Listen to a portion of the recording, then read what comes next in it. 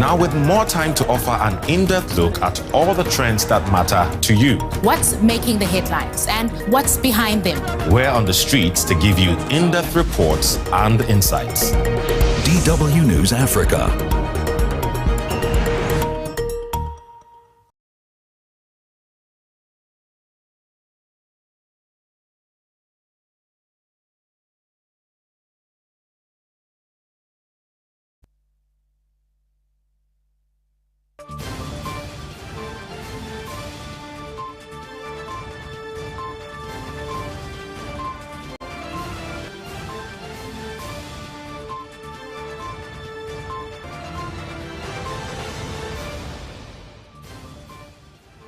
In Capital News tonight, the former Minister of Defense and National Service, Elias Kwandikwa, is laid to rest in Batitu Village, Kahama District, Shinyanga region.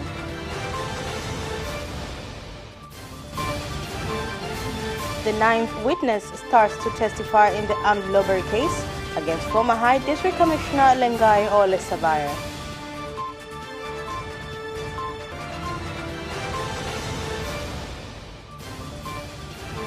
And in sports, Simba, Yanga and Azam players and leaders of the clubs get vaccinated COVID-19.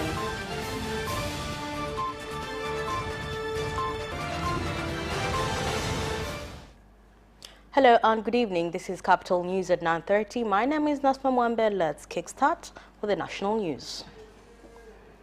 Prime Minister Kassim Majaliwa has led mourners at the funeral service held for the former Minister of Defense and National Service, the late Elias Kwandikwa, before he was laid to rest in his home village of Batitu in Kahama District, Shinyanga region. The leaders present at the occasion included the head of security and defense forces, ministers, members of parliament, as well as leaders of political parties.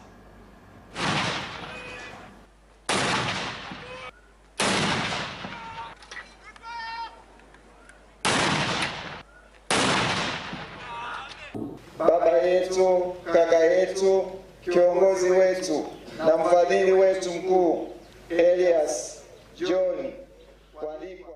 Our father, leader, and our main sponsor, Elias Kwandikwa, he saved the Lord and the people. It is true that God's work is perfect. May his soul rest in eternal peace. Anatenda yeye peke yake na kazi yake haina makosa. Alikuwa ni mwepesi wa kujifunza mambo ya kijeshi. The late Elias Kwandikwa was a special man from his politeness, hard work, and diligence. From the National Defense Force, we have witnessed all of that. For obituary read to this audience, he was indeed a hard worker, diligent, faithful, and obedient to the government and his political party. We have truly lost a leader who was determined to work for his people and the government of Tanzania. Let us all accept the passing because it is God's will, and then we have the responsibility of praying for him so that God will rest his soul in eternal peace. Amen. The body of the late Elias Kwandikwa was laid to rest at the family graveyard, with all military honors given to him as the former Minister of Defense and National Service.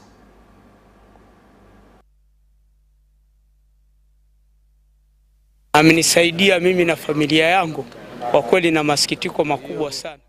He helped me with my family. There was a time my child had a minor injury, but because of his good heart, he took my child to hospital. I shall never forget that. Sisi ambaye tulifanya kazi na Elias John Kwandikwa. This is a big loss to Shinyanga residents, especially Ushetu residents. As our colleague from the Cabinet of Ministers, I hereby prove to you that the late Elias Kwandikwa was an honorable man. Katika kipindi chote cha uhai wake amekuwa na mchango mkubwa sana. His contributions during his lifetime are of greater heights in TCM party, the nation, and Ushetu constituency. We have all witnessed how he served his people with a big heart. Indeed, we have lost an exceptional leader. May his soul rest in peace. The ninth witness from the Republic in the armed robbery case facing the former District Commissioner of Hai, Lengai Ole Sabaya, and two co-accused, Inspector Everest Mwamengo, has started to testify in Arusha's resident magistrate court. More on the story. The witness told the court that the third accused was identified by witness Bakari Msangi on February 16th this year. He said while conducting his normal duties, he was assigned by the head of the criminal investigation, Arusha District ASP Gwakisa Mkinga, to oversee an identification parade of armed robbery suspects, and that before doing so, he read the accused his rights, which include calling his lawyer, relative or friend, whereby the accused agreed to have the parade without the presence of a relative or lawyer. Inspector Mwamengo told the court that he then informed Bakari Msangi that he will be required to identify the suspect of the armed robbery incident. After giving his testimony, the case was adjourned until Tuesday 10th, when the 10th witness will testify in the case. The Minister of Agriculture, Professor Aluf Mkenda, has directed the removal of the acting manager of the Fertilizer Bulk Procurement Department at Tanzania Fertilizer Regulatory Authority, Nganga Nkonya, whereby he will be assigned for other responsibilities at the ministry. Professor Mkenda said the measures have been taken after the acting manager failed to implement his responsibilities. Yuko kijana yuko pale. Nimesema aondoke. Sijasema lakini leo nasema. Aondoke haraka sana. TFRA, arudishwe wizarani. Yule niliona ushahidi kabisa, watu wanataka kufanya pre-qualification, wanaomba control number. Wanazungushwa. Control number. Ili walipie waingie kwenye pre-qualification, afu aanze kuleta mbolea. Najua anazunguka, anaenda juu, anaenda chini, anaenda kulia, anaenda kushoto, kulalamika. Nimesema aondoke. The police force has warned the driver of the Scania lorry with registration number T274 CBX, which caused the death of two students identified as Collins Odengowi, age 15, from Makongo Secondary School, and Salnina Odoro Otieno from Mount Seri Primary School, in a hit-and-run accident at Africana bus stand along the Bagamoyo Road in Dar es Salaam. To surrender himself to the police, another student from Al Haramain was also injured in the incident. Taarifa ya kusikitisha ya ajali ambayo imetokea leo tarehe 9. The Dar es Salaam Special Regional Police Force received a sad report on an accident that occurred today at 5 a.m. in Africana area, Kinondoni District, a Scania type vehicle number T274 CBX, where immediately after the incident the driver ran away. When the vehicle lost direction and hit the students who were at the bus station waiting for transport, and causing the death of those students. Among them is Collins, a student who was studying Form 2 at Makongo Secondary School, and the other is Servina Otieno, who was studying at Mabuseri Grade 7 Primary School, Ashura, who was a student at Al Haramain, who got injured. The police force orders the driver to go to any police station.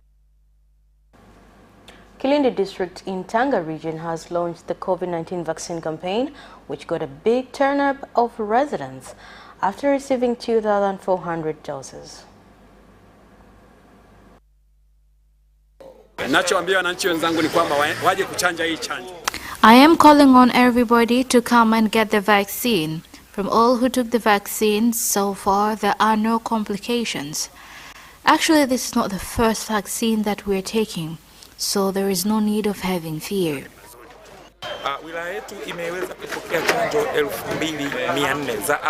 Our district has received 2,400 vaccines and have already been distributed.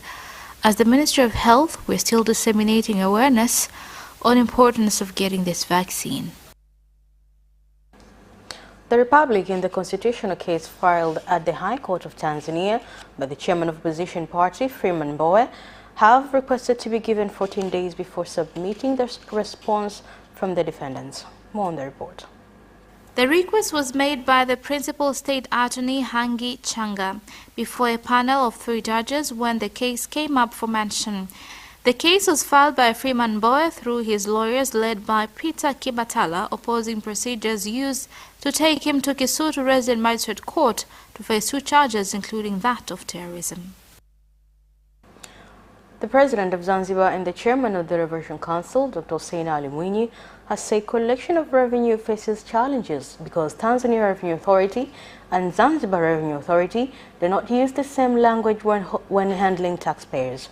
President Dr. Mwinyi made the statement at the State House in Zanzibar when he met with the Commissioner General of TRA, Alfayo Kadata. Taasisi hizi zinapaswa kuwa ni vyombo vya facilitate biashara. These institutions should be business facilitators. TRA and ZRB systems are not compatible. As a result, ZRB fails to even know how much the trader has earned. So tax monitoring becomes difficult. There is a reason for these 2 institutions to sit down and see how they will work together to simplify the work. I would like the success of the other side of the union to exist in Zanzibar. There is still a great opportunity to increase efficiency on the part of Zanzibar.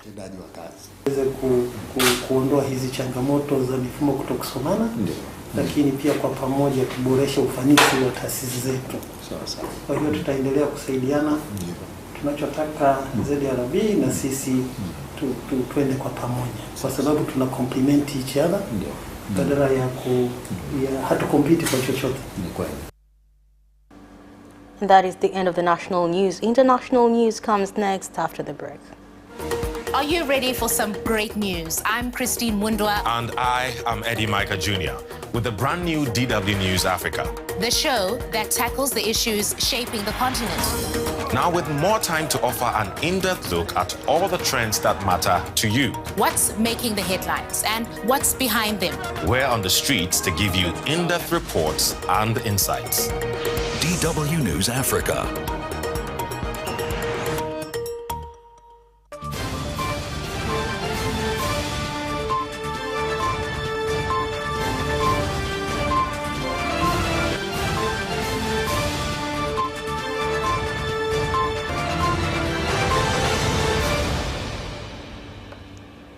Welcome back, and now in international news. Kenya's Deputy President William Ruto has condemned the arrest and subsequent deportation of Turkish businessman Harun Aydin, who has been described as one of his close associates. More on the report. President Ruto said he had spoken to Aydin, who confirmed to him that he was asked to leave the country after being politically arrested, tortured, and falsely profiled as a terrorist. He accused the government operations of engaging in political pettiness and that this was dangerous for the economy. Humanity will experience more extreme weather in the coming years, and it will suffer the consequence of rising sea levels and melting Arctic ice, scientists working from across the globe said in a crucial UN climate report. More on the report.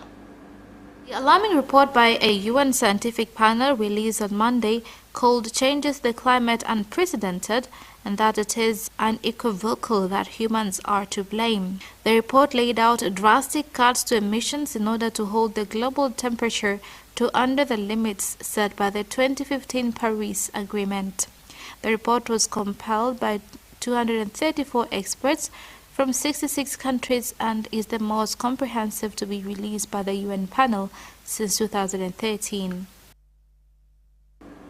The Australian government has announced that Moderna will become the 3rd COVID-19 vaccine to be rolled out on the country next month. More on the report. Prime Minister Scott Morrison said on Monday that the Australian vaccine regulator, the Therapeutic Goods Administration, approved Moderna for use by adults of 18 years and older.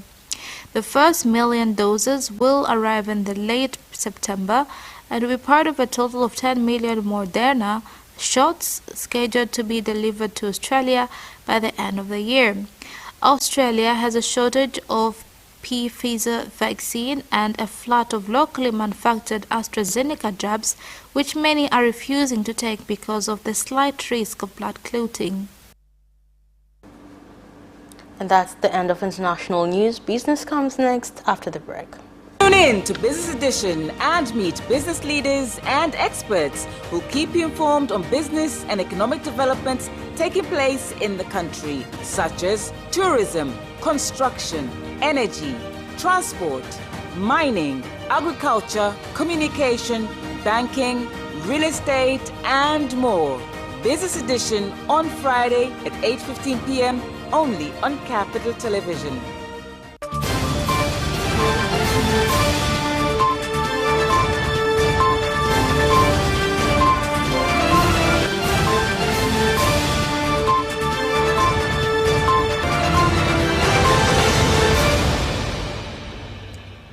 Welcome back, and now in business news. The national price inflation during the month of July this year increased to 3.8%, up to 3.6% in June, with the National Bureau of Statistics saying the rise has been contributed by price increase of some foods and non-foods products. Baadhi ya bidhaa za vyakula zilizochangia kuongezeka kwa mfumuko wa bei. Some of food items that contributed in the price inflation include wheat flour 6.1%, wheat 6.5%, meat 3.7%, Irish potatoes 7.9%, sweet potatoes 8.4%, and cassava 6.4%. On non-food items that contributed to price inflation for the month of July 2021 include female clothes 6.3%, and male shoes 7.1%. The government, through cooperation between the Ministry of Industry and Trade and Development stakeholders, has launched the second phase of a strategic plan aimed at increasing and improving production of crops by small farmers. From the 5 years development plan that was passed recently at the Parliament, we have put much emphasis on growing and registering small businesses in the country. Among challenges faced include low productions and quality. This project is aiming at tackling these two major agendas. Ladies and gentlemen, regional trade and intra-African trade play a vital role in diversifying economies and reducing dependence on export of mineral products outside the African continent. 150 tourists from Israel have completed their tour to various tourist destinations in the country and expressed satisfaction on the visit, pledging to promote Tanzania's tourist attractions. It was amazing. The people are friendly, and Serengeti is the best in the world.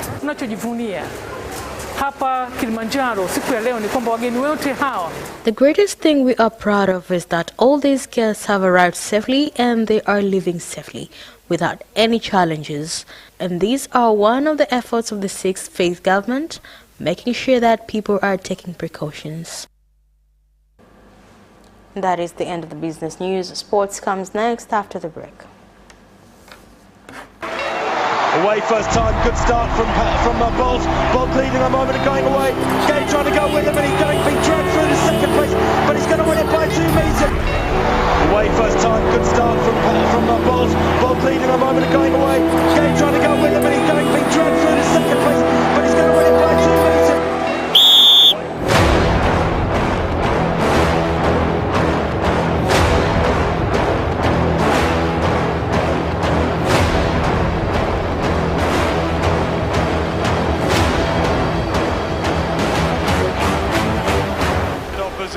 Joaquinho, he did lose to Lynn.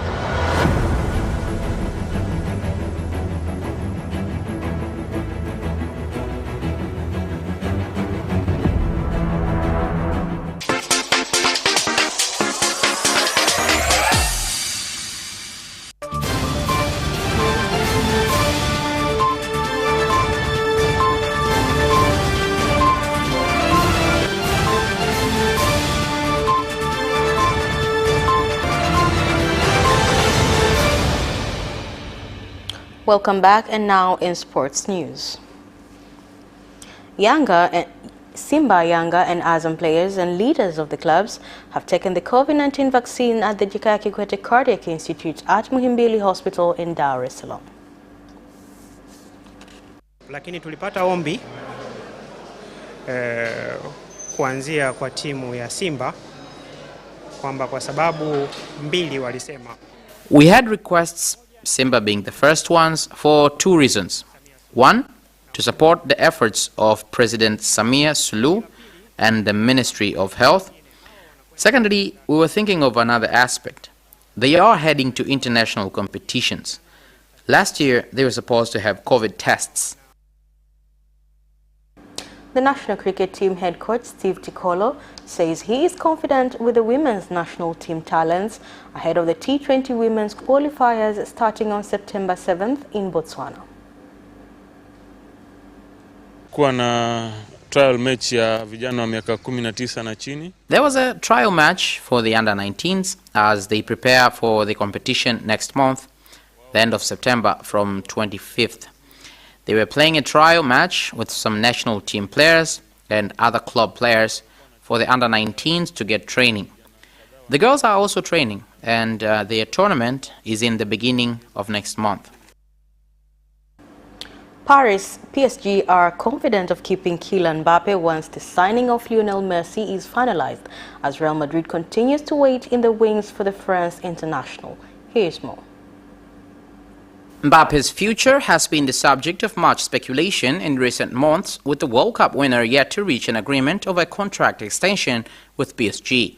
The 22-year-old is being heavily linked with Madrid after entering the final 12 months of his current deal, but Messi's impending arrival at Parc des Princes could lead to swift resolution that sees him remain in Paris for the long term. Messi admitted that joining PSG is a possibility in his emotional final press conference at Barcelona, who were unable to resign the six-time Ballon d'Or winner for the 2021-22 campaign due to financial and structural obstacles.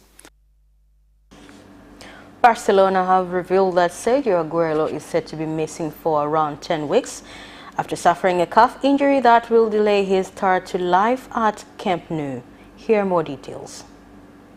The Argentinian international only linked up with the Blaugrana at the start of the summer, having become a free agent at the end of his contract with Manchester City. He's yet to be officially registered amid financial struggles in Catalonia, has seen fellow countryman Lionel Messi depart Camp Nou in emotional circumstances and must now wait on a competitive debut for new employers after picking up an ultimately a knock. Barcelona have said in a statement on the club's official website, tests carried out on first-time player Kun Aguero have confirmed a right calf injury. Joe Willock is edging towards a move to Newcastle after Arsenal agreed to fee around £25 million with the Magpies for the midfielder. Here's the move. The 21-year-old has been the priority target for Steve Bruce all summer following his superb loan spell at St James Park last season, which saw him end the campaign by scoring in 7 successive Premier League games. But talks between the clubs have proved slow-going, with Arsenal looking to strike a permanent deal for the academy product, while Newcastle had preferred to lend him on another loan. Newcastle have now agreed to Arsenal's demands and submitted a bid for Willock, who was left out of the Gunners squad to face Tottenham on Sunday in the final pre-season friendly of the summer. And that sports item ends our news bulletin for tonight. Thank you for watching and good night.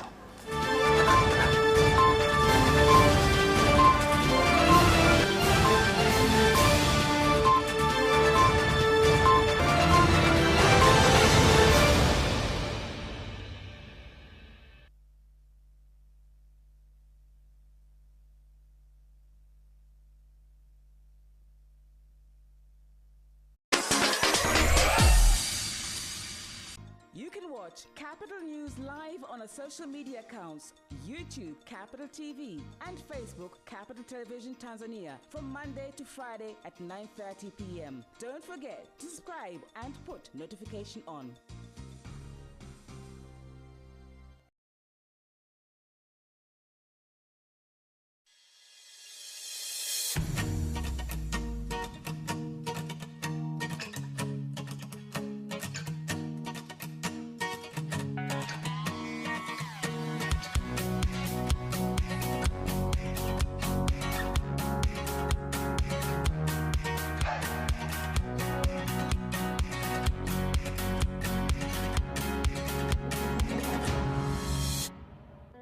It's Culinary Delights every Sunday at 7:30 p.m. only on Capital Television.